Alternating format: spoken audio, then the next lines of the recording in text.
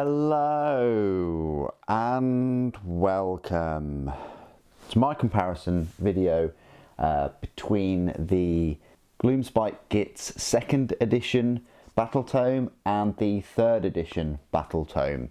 A couple of people have requested this, and that wasn't even born from my own suggestion to do this. Sometimes I have made these comparison videos in the past. Whether you find these useful or not is really up to you.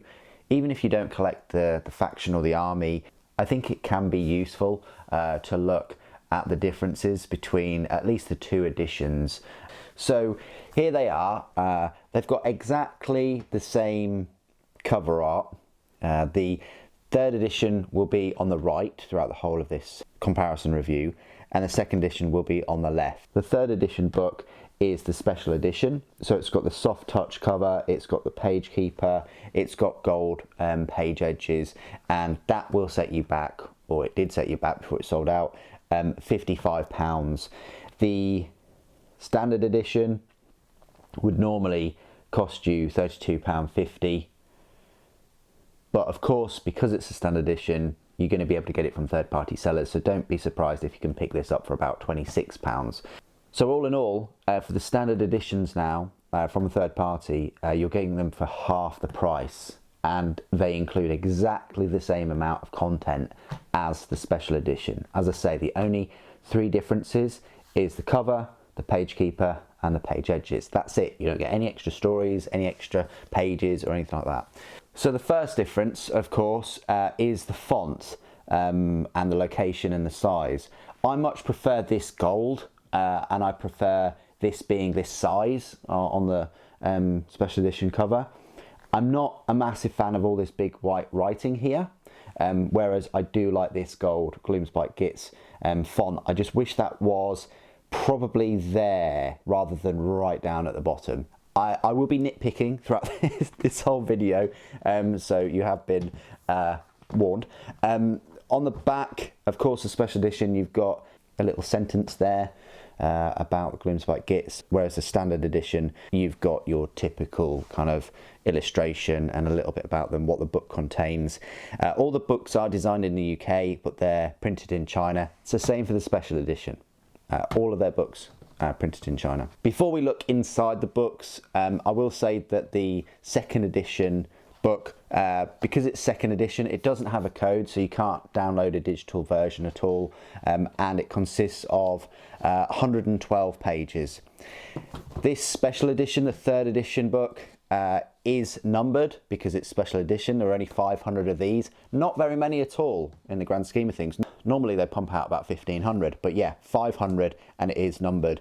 I think this contradicts the Warhammer 40,000 special edition books, which aren't numbered, but they are special edition. It's strange. And this 3rd edition has a code, so you can download the digital version, have it on your tablet, and then you only have to take your tablet around with you, I guess, rather than this big, thick, lovely book. So I think that's a great idea. Moving into the inside of the book, it's got exactly the same inside page art. You've got different illustrations there for the first sort of page. Then the contents looks very similar, but of course you've got those extra, say, 9 pages. The 2nd edition book was only published in 2019, so I guess coming into sort of January time when the 3rd edition was brought out, been about 3, because I think Gloomspite was refreshed in like towards the end of 2019. You've got kind of the same number of pages in terms of the lore. You've got an extra thing about Kragnos. He features a fair bit in this. The gallery is very similar. Armies of Dabad Moon. The content has been greatly increased. You've got all these enhancements and Gittish hordes, things like that. You've got a Path to Glory. 2nd edition includes allegiance abilities. Then they both go on to Path to Glory. You've got a match play section now, and then the War Scrolls for the 3rd edition go from page 90 to 118, whereas the 2nd edition go from 78 to I say 110. So that is 32 pages as opposed to 28. But you must understand that part of the War Scrolls have the stampedes and tribes and things like that, whereas they're included in the Path to Glory War Scroll battalions. And then you've finally got the pitch battle profiles. You've got different pictures there of the armies featuring their one new model. I say one new model, there is a Snarfang Rider somewhere, but not in this picture. You've got the Squig boss there, whereas second edition focused mainly on the Squigs and the Loon King, new models for the range back then. Then you've got the Grot Menace, as opposed to Rise of the Gloomspite Gitz. They both offer very similar sort of stories and history. They've used the same art there. You've got the Bad Moon, so very similar. I think the page furniture, as it's called, is absolutely gorgeous, you know, in both of the books. You've got a little bit about the Soul Wars, whereas this one goes on to Destruction Rising. The Deep and the Dark, and then this says the clammy corners of the realms, the moist corners of the realms. You've got Unwholesome Lairs, lovely, you know, the Ages of Lunacy. So this carries on with, you know, their history, as it's been showed before. You've got Death from Below and Skragrot's Conquerors, whereas this one, third edition, has this lovely map. Look at that. I think that's a staple of some of the Age of Sigmar books now as well. Then we've got Gloomspite Hordes, and then a history of Lunacy. So this is where they start their history from. Death from Below, Bad Moon Boss Grots. So then they talk about the different bosses, whereas this third edition has Skragrot's Conquerors, Gittish Cultures. So you've got the different cultures there. It goes into a fair bit of detail with those. And then it starts off with Kragnos, which is something that this one didn't have at all. Kragnos just didn't exist in model form. And then they talk about the Bad Moon Boss Grot. So we're at kind of a similar sort of level here, page 30 as opposed to page 26. They talk about Skragrot the Loon King, the same thing, and the font is different page furniture as well, different pictures. They talk about loon bosses, same again, and then they talk about squig bosses, which is new, whereas second edition they go straight into the maniacal mawkish magic users, the Gobberpaloozas, and that's pretty much where the third edition then carries on with sneaky spell flingers. I keep wanting to say sneaky spell fingers, but there we go. They talk about the different Gobberpaloozas in order as well. Madcap Shamans, the Fungoid Cave Shamans. Then third edition goes on to the Spiteful Hordes. So you've got Moonclan Grots, Sneaky Snufflers, Fanatics, Snarlfang Riders. Whereas the second edition focuses on the Squigs of War with Squig Herds, Squig Hoppers, Boingrot Bounders, and Mangler Squigs. Then the third edition goes into the Squigs of War in the same order as well. I just think it looks better as well. The page furniture is different. They do share some similarity. I mean, that artwork is the same, but the sides is different. I mean, this one shows a grot with its mouth closed or something. This one shows it with its mouth open. It might even be a Troggoth. And the same for this side as well. They're similar but different, and I prefer this. I prefer the colouring, I prefer the font and how it's highlighted, and that definitely goes for the War Scrolls as well. More on those a little bit later. Third edition focuses on the Spider God's Brood, whereas second looks at what we've already looked at, which is the Moonclan Grots, the Sneaky Snufflers, the Loon Smasher Fanatics, and the Spore Splatter Fanatics. Then we're on to Arachnarok Spiders. So it just says Arachnarok Spiders with Flingers and Spider Shrines and Skitterstrand Arachnaroks, whereas this one focuses purely on the units in terms of Webspinner Shamans, Arachnarok Spiders, Spider Riders, and Scuttle Bosses. Then they go on to the worshippers of the Spider God. So they've kind of broken the spiders up into sort of 4 pages there, as opposed to third edition's 2. Then they go on. Then third moves on to Troggoths of the Realms, and second edition does that too, but they call them the Denzians of the Dankholds, Dankhold Trog bosses, the Dankhold Troggoths, Mollog the Mighty, so they talk a little bit about Moloch, whereas third edition highlights the Dankhold Troggoths, Dankhold Trog bosses, Rockgut Troggoths, Fellwater Troggoths, and then they talk a little bit about the Ale Guzzler Gargants. Would have been nice to also have a Mega Gargant somewhere. You can take a Mega Gargant for them, but not as like, you know, Battle 4 is like one of their main units, which is a bit of a shame. I would have liked, seen as their destruction, I would have liked to have had them there. Second edition moves on from those and just goes on to Troggoths of the Realms with Fellwater and Rockgut, and then a whole page about Ale Guzzler Gargants instead of just this kind of small tab there. Then we get this lovely image of, I say, all the new models back then, a few years ago, and whereas this one, it's broken down. They do this, they give you part of a picture and then focus on a couple of the units. I actually prefer that. Like, I prefer the old style where you've got just a big page with some writing. This is Gallery of Gitz in second edition. Very nice gallery showing all the Loon bosses and the Gobberpaloozas. Third edition focuses on Kragnos. If I'm perfectly honest, he does look very much out of place. I know he's got a destruction, all the rest, but he does look out of place as this big massive centaur creature, you know, with these little mushroom fungus type grot creatures, which don't focus on the Gobberpalooza, which is a bit of a shame. That's a big portion of Kragnos and then a lot of wasted space there. I think they could have moved them up and then put the Gobberpalooza underneath, maybe even the new miniature. They've got Squig Boss, but they don't have the, is it Green Crack? They could have put him in there. Then the Mangler Squigs in their forms. Well, that's a Loon Boss and Mangler Squig. Same picture, I think, those two. Same picture. And then they do have some nice pictures there of different examples. So you've got Zarbag, you've got Squigalanch. So there's examples, and there's nice differently coloured squigs too.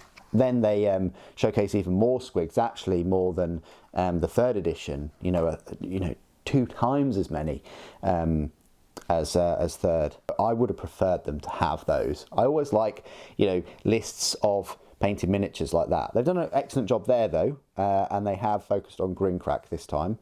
But you know, they've got some of the older models, and yeah, it's a real shame where not only do they focus on the older models from sort of over 10 years ago, that 4 years later, you know, in publication terms, they're showcasing them again, which, yeah, it's a bit of a shame. Would have been nice to get some updated models for those.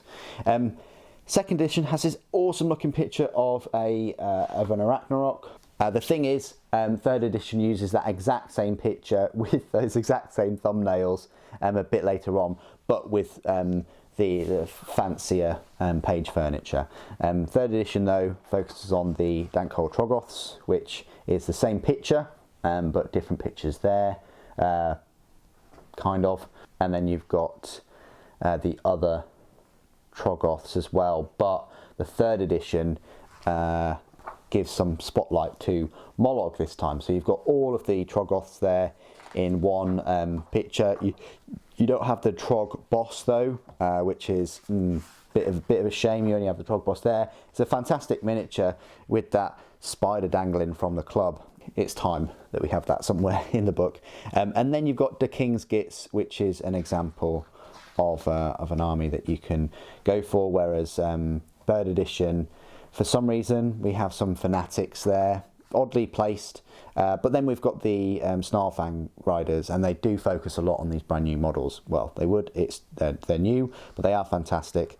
And then we've got the Arachnarok Spider, with some examples of some of the spiders with Spider Riders hiding in the pictures, because they're very, very old models too. But you've got 2 Mega Gargants there, which, yeah.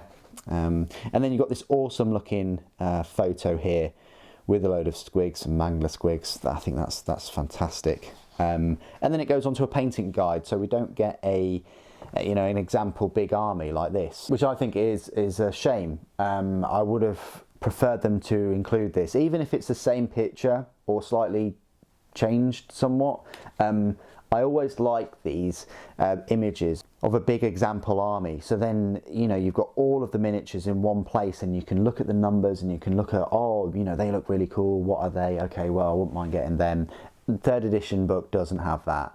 It's odd because it's kind of treating you as like a veteran of the army, but at the same time, it's giving you like a painting guide to paint some really old minis. It's an odd one.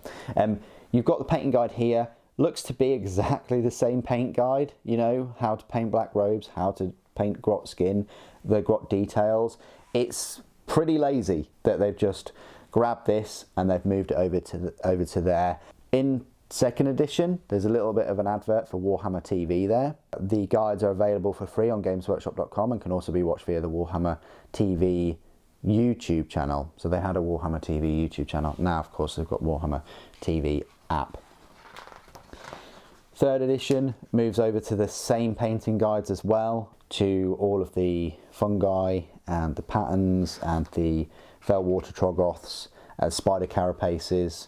Then this looks very similar, but I prefer the layout on the second edition for the armies of the Bad Moon. You've got everything just there, whereas this is very disjointed. It's spread over two, which, yeah, I'm not sure whether they needed a big picture there, but if they just had it on one, that'd be great. I do like the page furniture there though. You've got allegiance abilities. I think this is laid out better though, with the red background to the font in different sections. I just prefer that to that with the list. You've got enhancements and then you've got command traits. Again, I really like the layout of these. So it just goes on through artifacts, and you've got spell laws, you've got Gitterish hordes now, and then you go into these war scrolls specific to units, and then battle plans as well. So you've got Path to Glory, so you've got shrooms and fungus and brooms. I like the way these are laid out. I think this is an improvement. You've got the Gloomspite Gitz warband tables, fungus brew tables, shroom collection roster.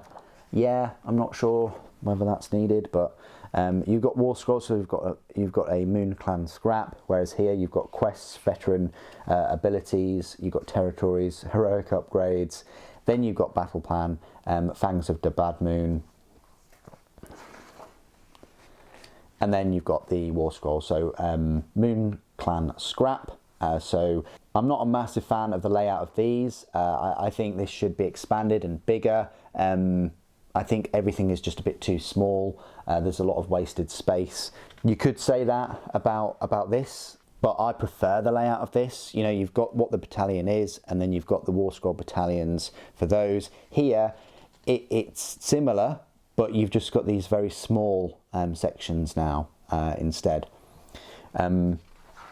And it's the same for these. Look, you've got the Spider Fang Stork Tribe, and then you've got the battalion war scrolls. Trog Herd, Squigalanch, and that's it. So no new ones in the third edition. Then this goes straight into the war scroll. So no like page separator or anything like that to kind of warn you you're going straight into the war scrolls. In this, they talk about match play. In this, they have a match play section with battle tactics and core battalions. And then they go into the war scrolls. And I do prefer the layout of these war scrolls. I think they are fantastic. I like the images and the pictures next to them. I like the font and the colouring. I think it works excellently. This is fantastic for Kragnos. I mean, of course, in an ideal world, I would also have loved like a big image of him there or something. I think this combined with an image of him in battle or something, this with an extra image on maybe a full page of him in battle would be, you know, perfect. I think this is quite good. I think Scragrot, the Loon King himself, I think his little image there, I think that should be moved up there. I really, you know, it's down there. I think it should be up there. It's fine to have that blank because you've got this image of him there, this lovely hand-drawn image, I think it is. So yeah, this one starts off with Kragnos. Second edition starts off with Skragrott. Then we move on to Skragrott there. Skragrott does have slightly different stats. You know, he moves a bit quicker, he's 5-inch movement. I won't go into too many details because of course I will be reviewing all of the Gloomspite Gitz, including Kragnos. Yes, I will be picking up Kragnos in the not too distant future, quite close to this release. And that is undoubtedly going to mean that some of the Horus Heresy videos will be put on the back burner a little bit while I bring these to the forefront. But I will be focusing on the units much more in detail in their own reviews using this 3rd edition book. But for instance, Damoon on a stick, it doesn't have that ranged weaponry anymore on the actual profile itself though. It has less attacks, it has the same to hit and to wound, but it does more damage. It's got D3 damage now instead of just 1. The next option is Gobberpalooza. The next unit is Gobberpalooza, and they have just 1 page, but it's accompanied by a picture of all of them and a nice picture there. That is perfect layout. I really like that. Again, I probably would have had that bit further up though. I liked the layout of 2nd edition with like a separate picture there opposite it. That's quite cool too, but I just prefer this layout now. And also they've got Gobberpalooza on 1 page, whereas 2nd edition they had a unit profile, separate profile for every single one of the Gobberpalooza, and I just think it works better just as 1 unit. That's what they are. Then they go on to the Fungoid Cave Shaman, whereas 3rd edition they do not. They go on to the Loom Boss right here. And the Loom Boss, they went ahead with the Loom Boss on Mangler Squigs first of all, whereas 3rd edition just straight up goes with the Loom Boss. It seems like they've made the War Scroll there a bit more efficient, a bit more smaller. They could have put something there though, quite big ominous gap. You've got Madcap Shaman. They don't have that here for a while. You've got the Squig Boss with Nasher Squig, so that's the new unit. I have reviewed him. The review video will be released very soon. Then you've got Loom Boss with Giant Cave Squig, basically Skarsnik. The Loom Boss with Cave Squig comes straight after the normal Loom Boss. Then you've got Grincrack the Great, whereas we never had Grincrack at all in the 2nd edition book. You've also got Grincrack's Loon Court, and then Zarbag. We do have Zarbag though, and then Zarbag's Gitz. So I like that you've got these 2 sort of named characters and their like Gitz and their Loon Court on those 2 pages. I think that's a fantastic way of doing that. Then you've got Sneaky Snufflers, whereas of course 2nd edition it kicks off with the Squig Herd straight away. Then a Loon Boss on Giant Cave Squig, and then Sneaky Snufflers. So it's disjointed already. You can tell it's disjointed in its layout, whereas this is quite uniform. You've got Sneaky Snufflers, but then you go back to the Fungoid Cave Shaman, and I think he should have been, you know, a bit further on with those Gobberpalooza before all the Loon Bosses, but that's where it is. Then you've got the Loon Smasher Fanatics and the Spore Splatter Fanatics. They're both on, you know, the same page. I do prefer the layout of the new edition though. Then you've got the Moon Clan Shooters and the Stabbers. That's great that they're both in 1 page now, whereas before you had 2 completely separate pages, big gaps, not even any illustrations or anything to bump them up. But I prefer this layout. Then it goes on to the Ripper Snarlfangs and the Snarlfang Riders.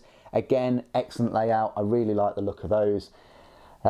Important thing to note before my review comes out is the Ripper Snarlfangs. You only have 3 in the Ripper Snarlfangs, so it's a unit of 3. You can't make a unit of normal Snarlfang Riders with just 2. There has to be 5.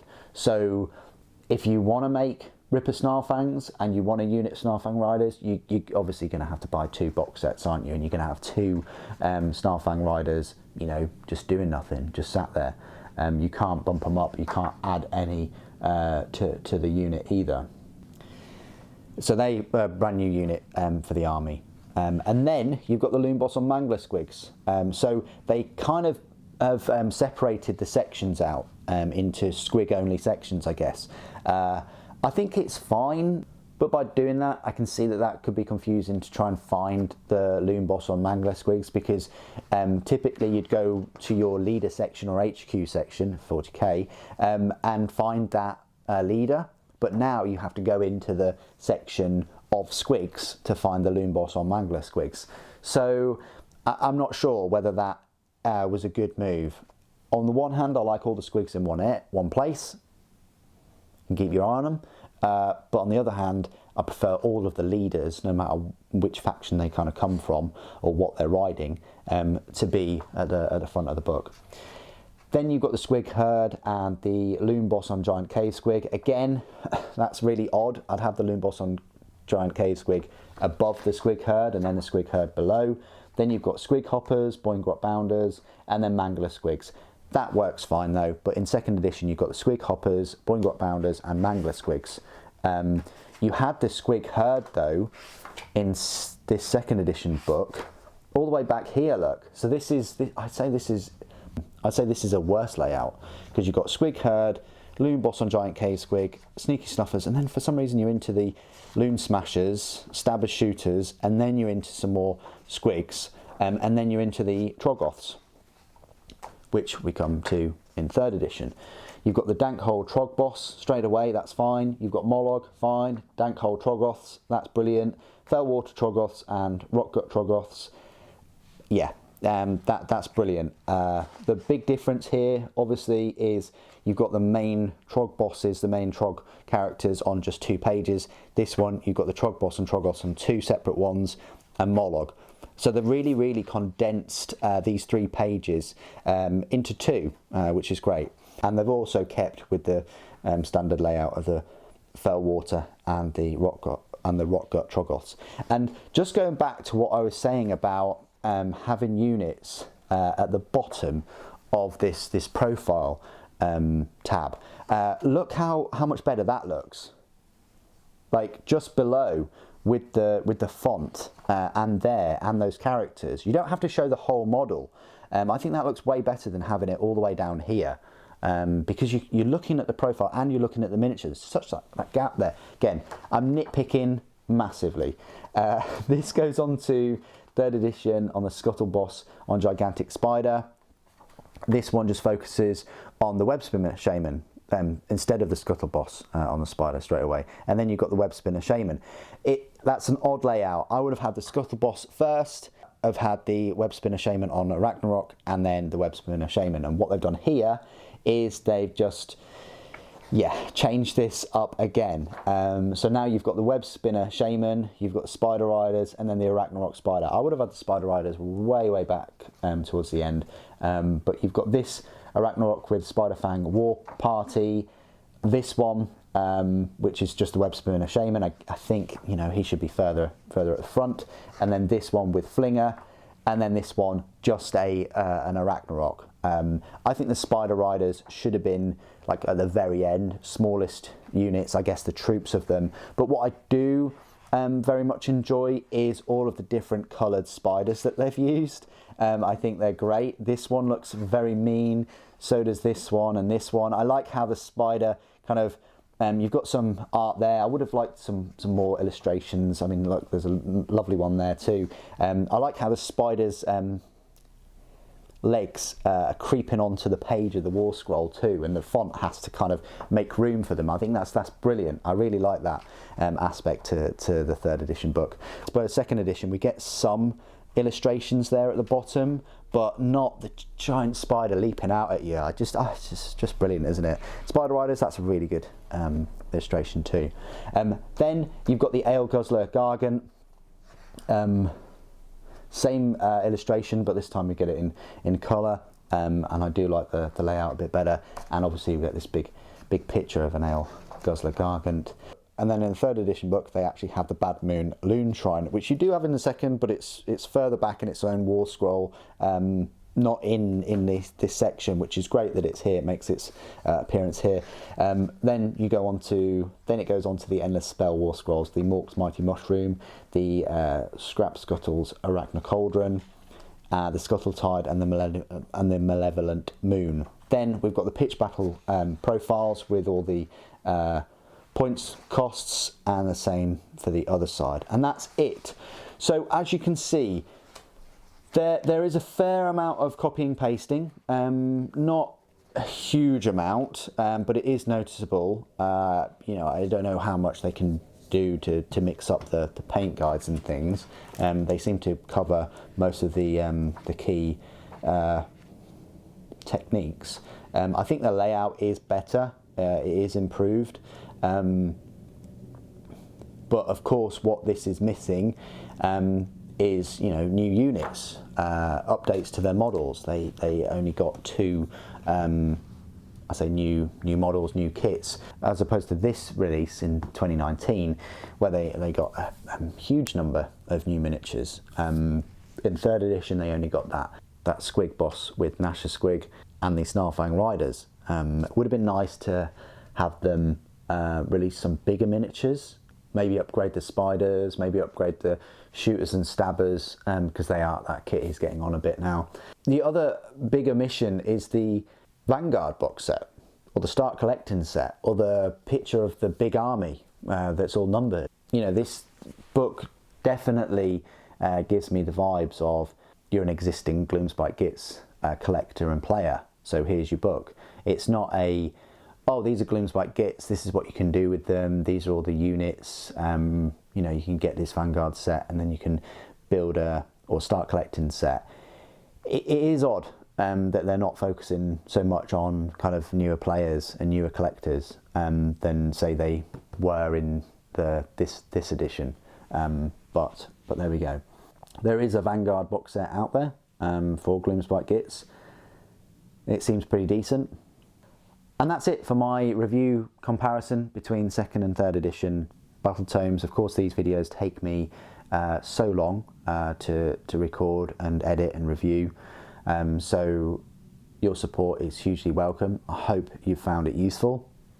Why not leave a comment if you'd like to see me do this more often. The Slaves to Darkness Battletome came out a good 3 months ago now, but if you still think that you would find me comparing it to the previous Battletome useful, then why not leave a comment below. And what do you guys think of this 3rd edition book? Please do put your thoughts and opinions down in the comments below. It'd be great to hear from you. Thank you ever so much for joining me today. Thank you for watching. The Loon King protects.